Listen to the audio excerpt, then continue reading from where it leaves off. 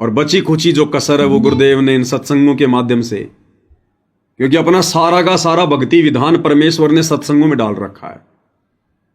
सबद सैन सतगुरु की पिछाणे पावे अटल सुहाग रे।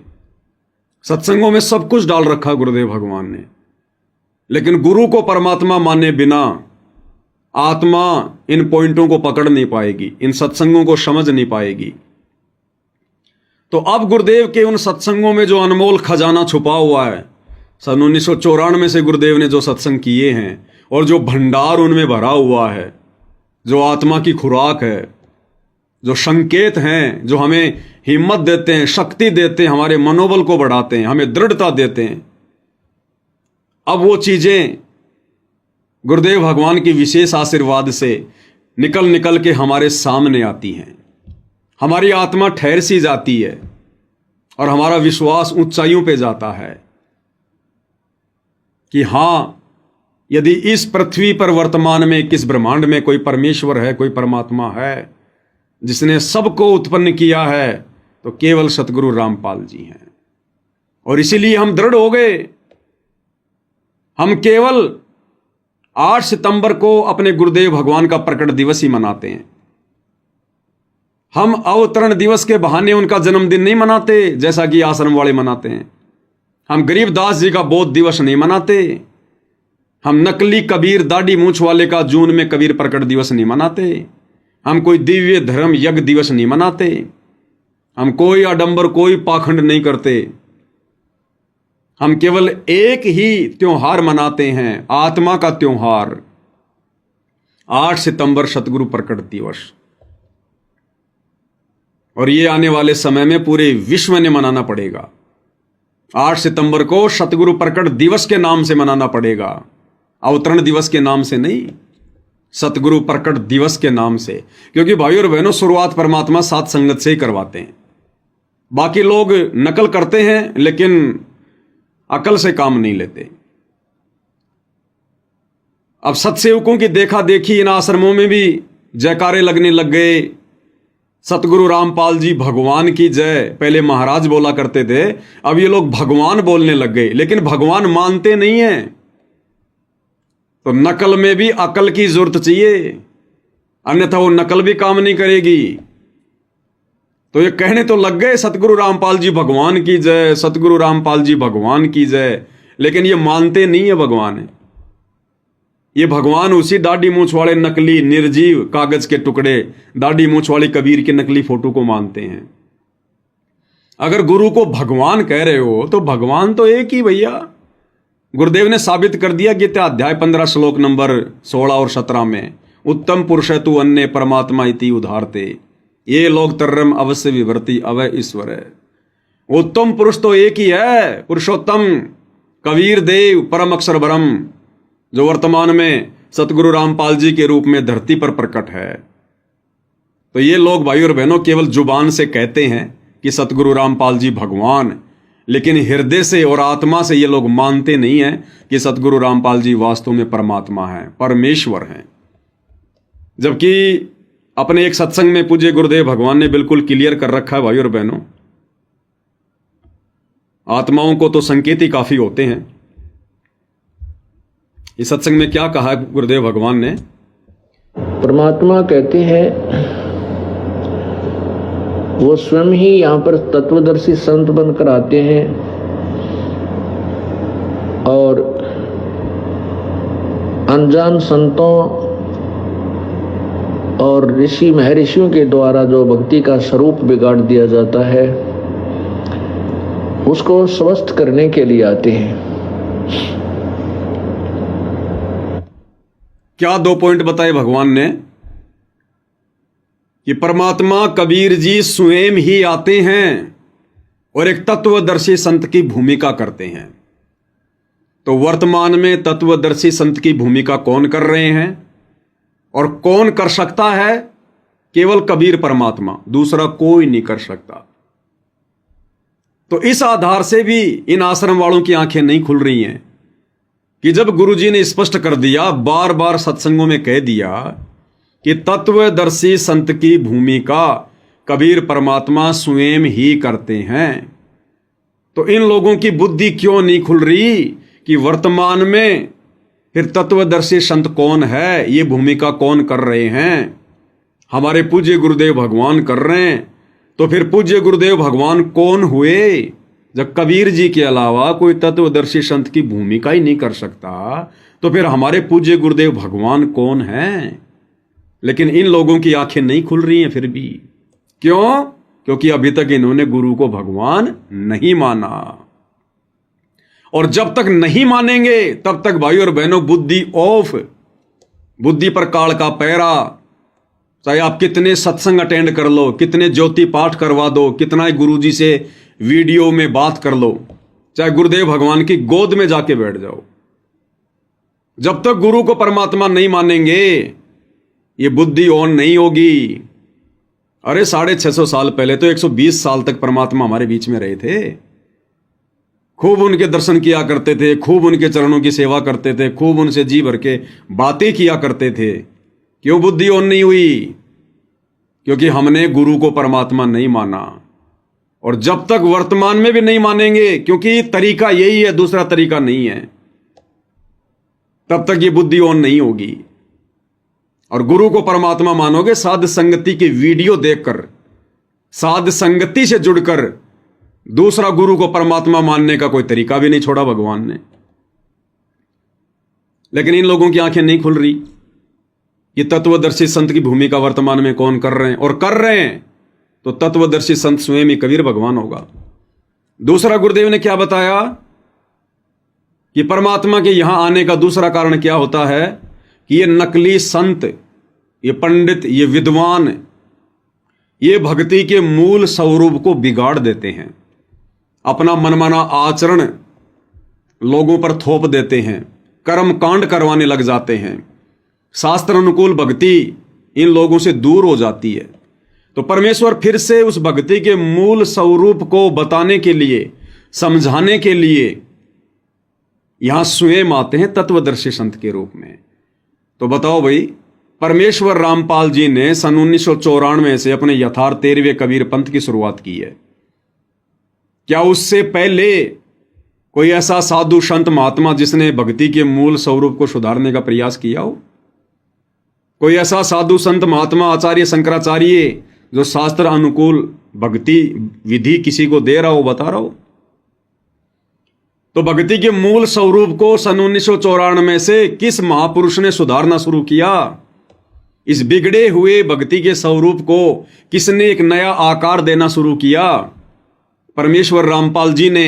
तो यह काम परमात्मा कबीर जी के अलावा कोई दूसरा कर सकता है क्या? अगर कोई होता करने वाला तो उससे पहले करना देता।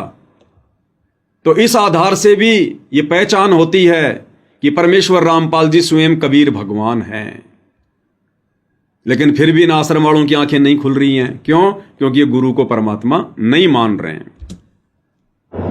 वो स्वयं ही परमात्मा होते हैं, वो परम अक्षर ब्रह्म वो स्वयं है, वही संत रूप धारण करते हैं, वही संत रूप धारण करते हैं।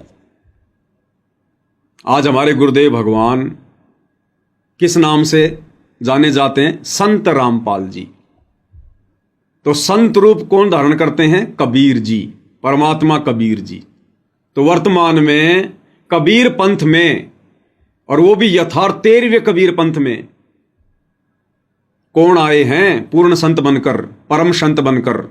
तो इस आधार से भी हमारी आंखें खुल जानी चाहिए कि परमात्मा स्वयं ही संत रूप धारण करते हैं हमें ज्ञान समझाने के लिए। एक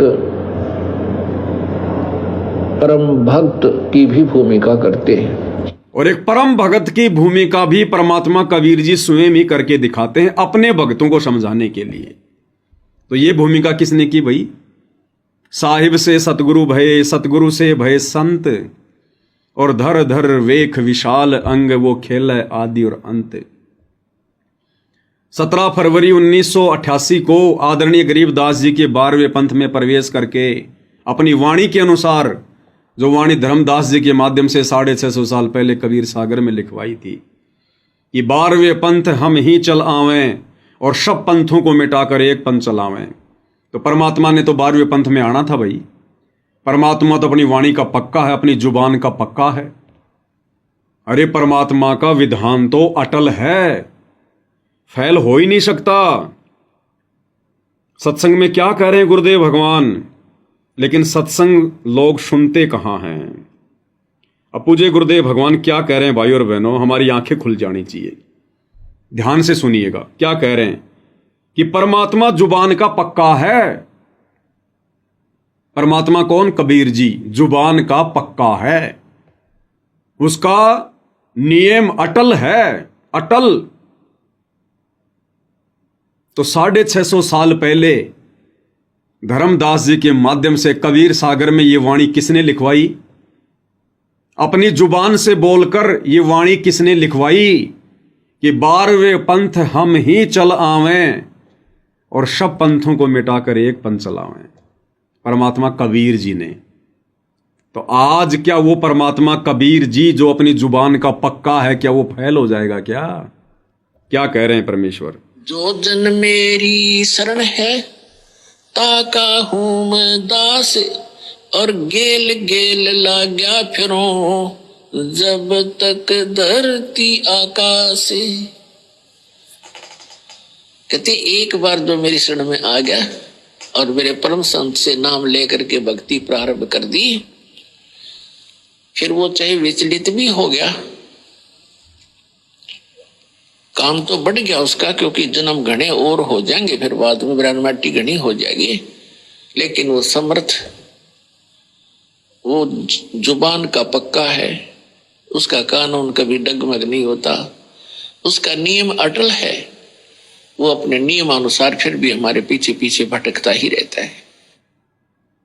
तो क्या कह रहे हैं गुरुदेव कि वो समर्थ, वो परमात्मा जुबान का पक्का है, उसका विधान कभी डगमग नहीं होता, उसका नियम अटल है। तो जो परमात्मा जुबान का पक्का है, तो भाई क्या वर्तमान में भगवान की जुबान फैल हो गई क्या? जो 12वें पंथ में खुद ना आकर संत रामपाल जी को भेज दिया, क्या जुबान फैल हो गई भगवान की? और जिस भगवान की जुबान फैल हो जाए फिर उसकी भक्ति से मोक्ष कैसे मिलेगा? तो इस आधार से भी हमें यह दृढ़ विश्वास होना चाहिए कि साध वचन पलटे नहीं, चाहे पलट जाए ब्रह्मांड। 12वें पंथ हम ही चलावें, सब पंथों को मिटाकर एक पंथ चलावें। तो बिल्कुल एंड टाइम पे आए परमात्मा, ताकि हमारी याद बनी रहे, हम भगत भाई बहनों को विश्वास हो जाए।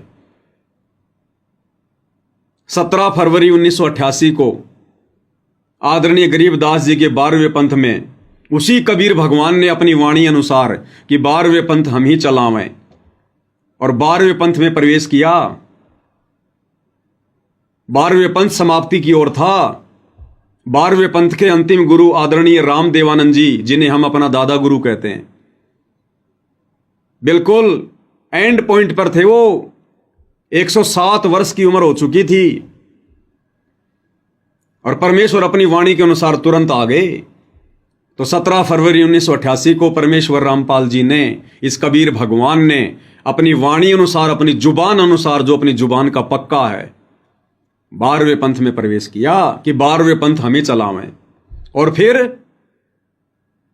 सब पंथों को मिटाकर एक पंथ चलावें।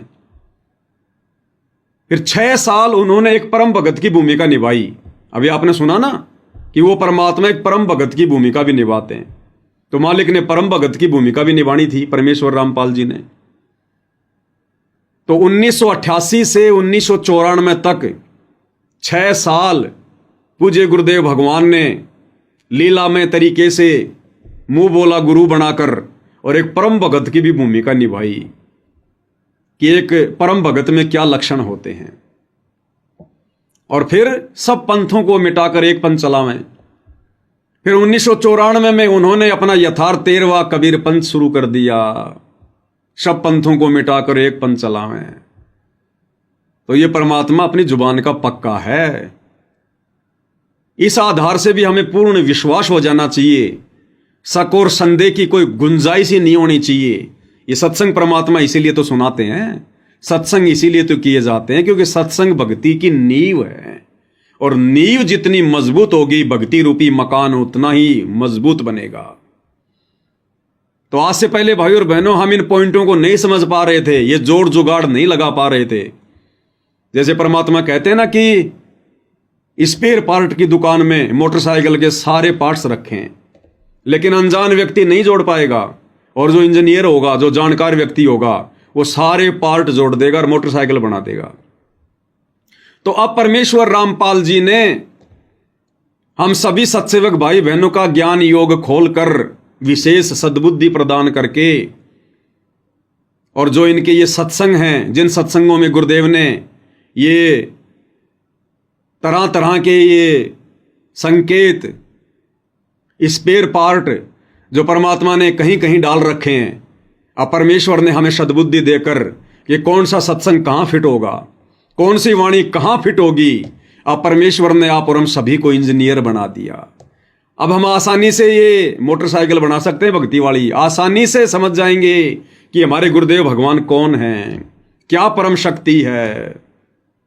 तो अब भाई और बहनों, जब हम सत्संग सुनते हैं तुरंत स्ट्राइक हो जाती है, जब भी ऐसा कोई पॉइंट आता है तुरंत आत्मा ठहर जाती है कि गुरुदेव यहां क्या कह रहे हैं, क्या बता रहे हैं, और तुरंत हम भाई बहन उसकी कटिंग कर लेते हैं। और आज देखो यही कटिंगें जो दास ने पिछले 8 वर्षों से शुरू की हुई है, पिछले 8 वर्षों से परमात्मा ने दास को सद्बुद्धि देकर सत्संगों की ये कटिंगें करवानी शुरू कर दी थी। मुझे नहीं पता था कि आगे चलकर ये क्या काम आएंगे, क्या काम नहीं आएंगे। दास तो इनको इकट्ठा करता जा रहा था, इकट्ठा करता जा रहा था। आज देखो भाई और बहनों, ये कटिंगें हमारे काम आ रही हैं। तो इस आधार से भी हमने ये दृढ़ विश्वास हो जाना चाहिए कि धरती पर यदि कोई परमात्मा है, यदि कोई कबीर देव है, तो केवल हमारे पूज्य गुरुदेव भगवान है, इनके अलावा कोई नहीं है। तो एक परम संत की भूमिका भी कबीर परमात्मा स्वयं निभाते हैं, तो एक परम भगत की और परम संत की भूमिका भी पूज्य गुरुदेव भगवान ही निभा रहे हैं। वही एक परम भक्त की भी भूमिका करते हैं।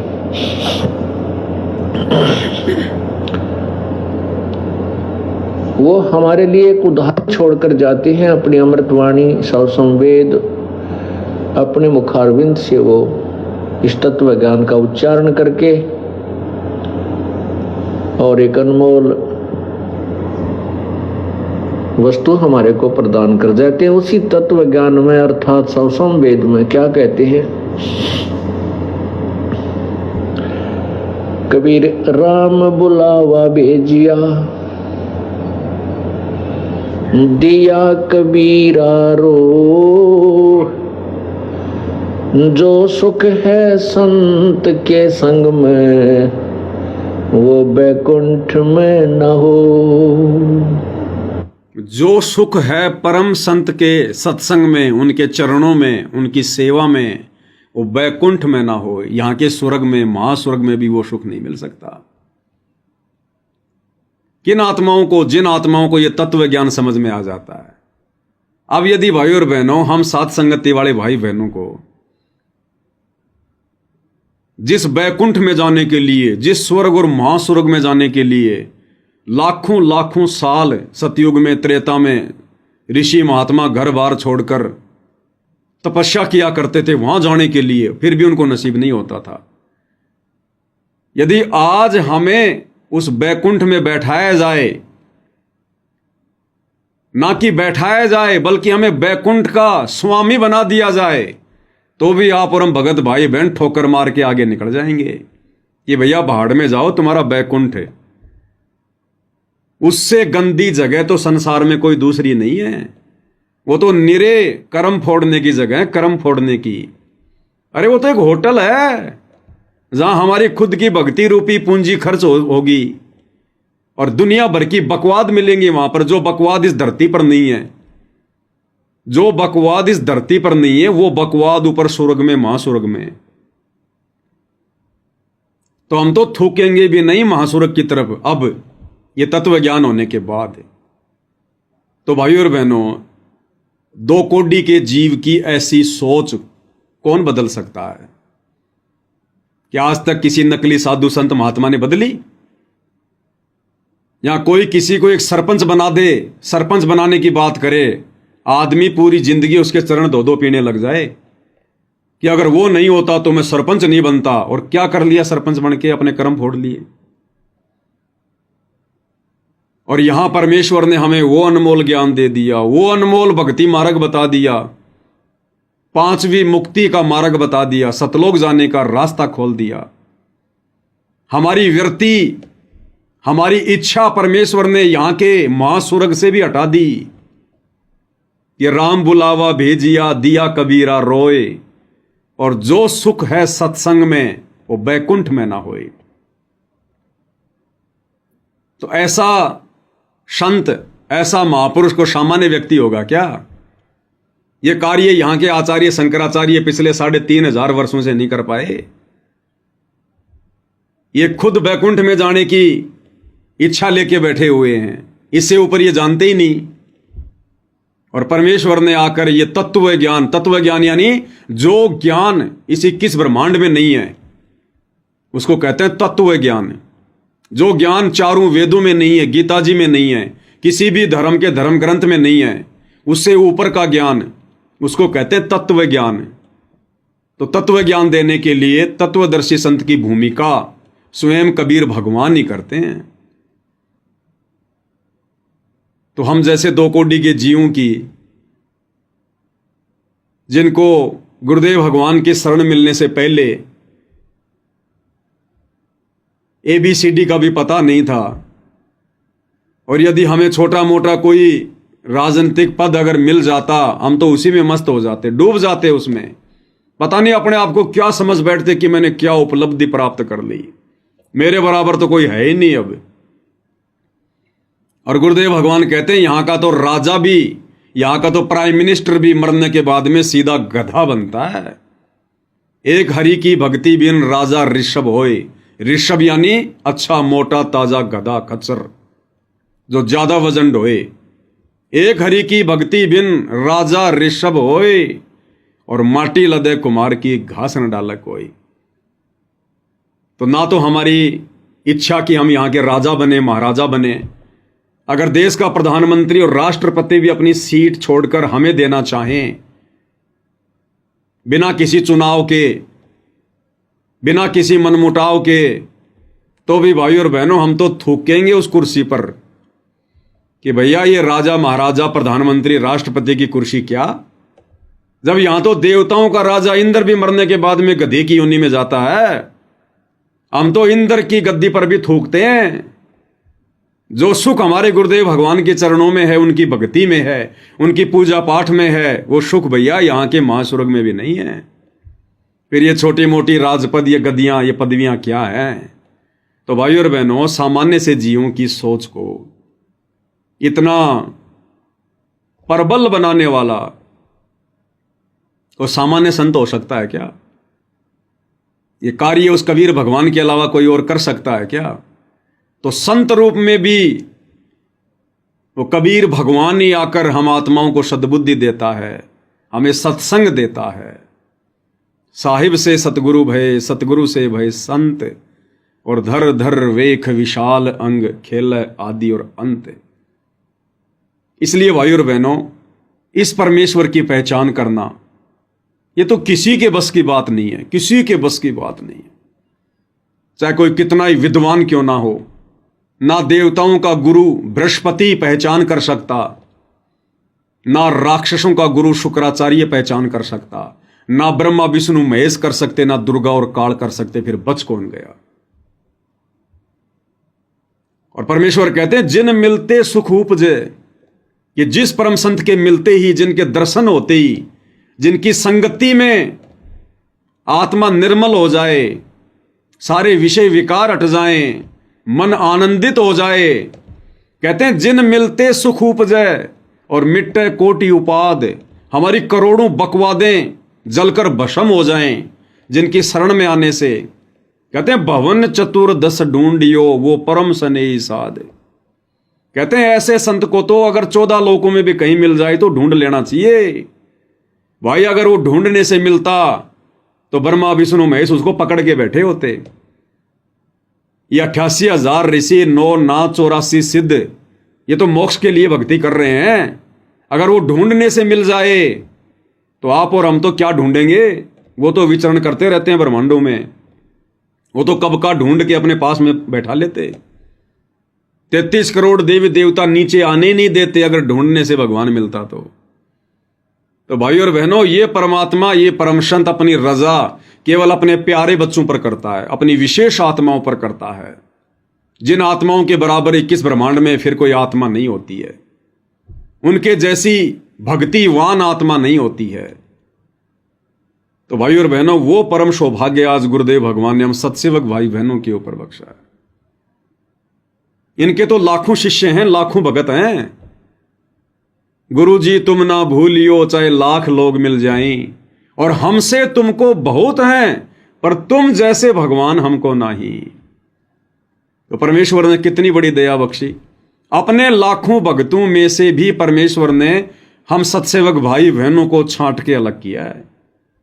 तो भाई और बहनों, ये हमारे जन्म जन्मांतरों की शत भक्ति का, हमारे दान पुण्य का, हमारे तप, हमारे बलिदान और हमारी उन कुर्बानियों का आज परमेश्वर ने हमें सूत समेत, ब्याज समेत परमेश्वर ने आज हमारी झोली में डाल दिया। वो प्रतिफल जो हम युगों युगों से इस परमेश्वर की शरण में आकर भक्ति जो है करते आ रहे थे।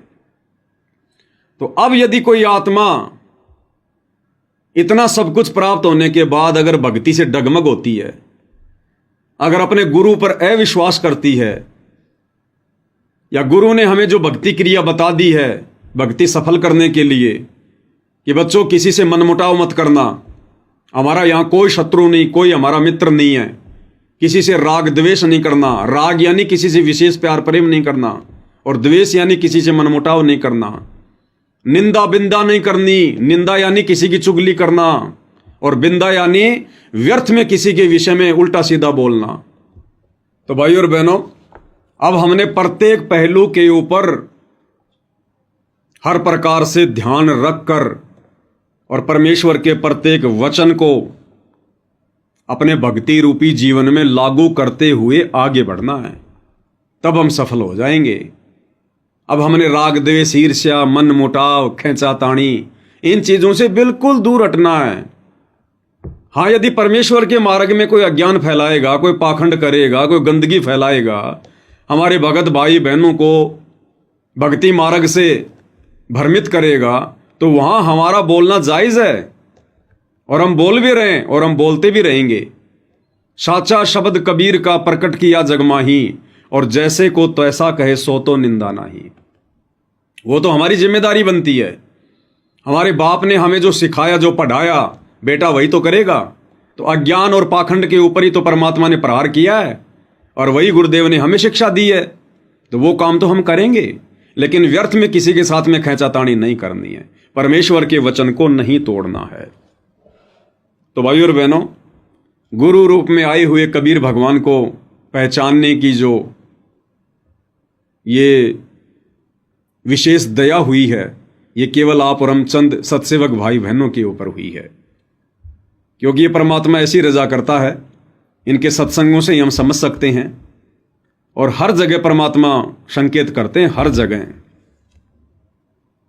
मेटे और सुख का दाता, दुख मेटे और सुख का दाता, पूर्ण ब्रह्म है आप विदाता, पूर्ण ब्रह्म है आप विदाता।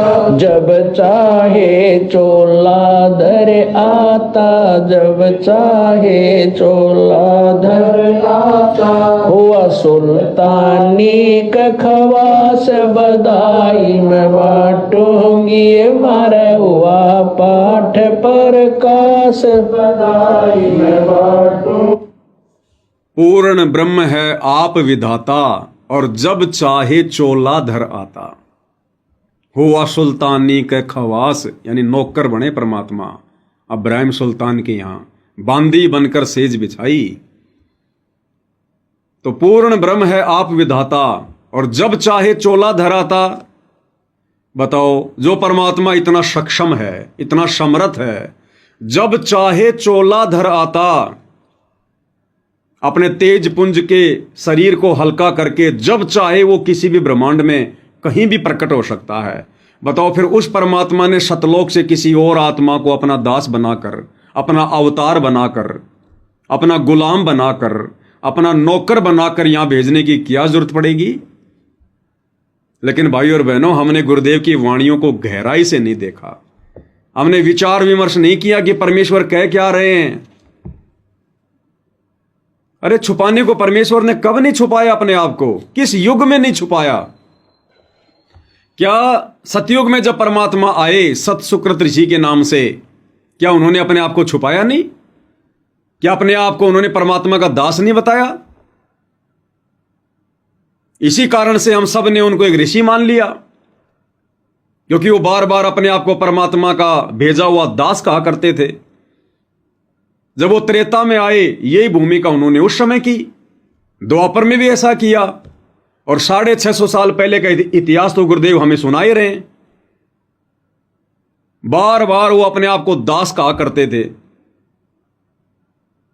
और 650 साल पहले कबीर जी भगवान बताते तो किसको बताते? अगर कोई पूछ भी लेता कि गुरुजी परमात्मा का क्या नाम है, सारी सृष्टि के मालिक का क्या नाम है, तो क्या बताते वो? क्योंकि कबीर नाम से तो खुद ही आए हुए थे। अगर ये कह देते कि भाई सबका भगवान वो कबीर है, तो कोई वैसे विश्वास नहीं करे कि लो जी अपने आप को ही परमात्मा कह रहे हैं ये। तो 650 साल पहले तो कबीर जी ने किसी को बताया भी नहीं कि सारी सृष्टि के मालिक का नाम क्या है। जब भी उन्होंने बताया तो अपना खुद का रेफरेंस देना पड़ा कि भाई हम ही अलख अल्लाह हैं, कुतुब गोश और पीर, गरीब दास खालिक धनी हमरा नाम कबीर। ए रामानंद राम में उन्होंने स्वयं को ही बताया। अगर कोई पूछता तो क्या बताते वो?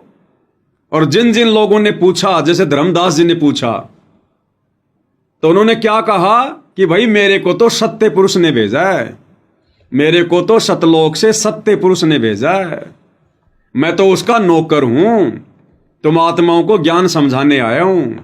तो 650 साल पहले तो भगवान का नाम भी नहीं बताया करते थे। अगर मैं कहूंगा कि भगवान का नाम है कबीर, तो लोग और ज्यादा चिढ़ेंगे, ये सत्संग भी सुनना बंद कर देंगे। तो ये भूमिका परमेश्वर ने अपने आप को छुपाते हुए भगवान का दास बताना ये चारों युगों में की है। तो वर्तमान में क्या अपने आप को सीधा सीधा कहेंगे कि मैं भगवान हूं, मैं परमात्मा हूं?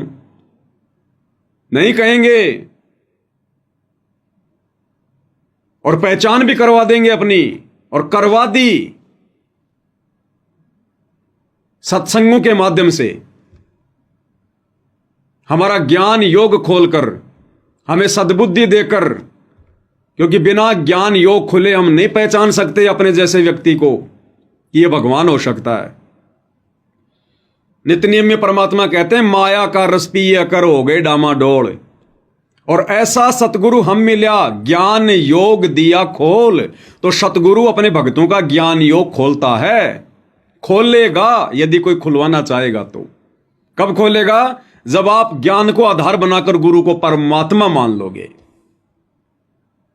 तभी तो सत्सेवक भाई बहन इतने दृढ़ हो गए। आज अगर हमारे गुरुदेव भगवान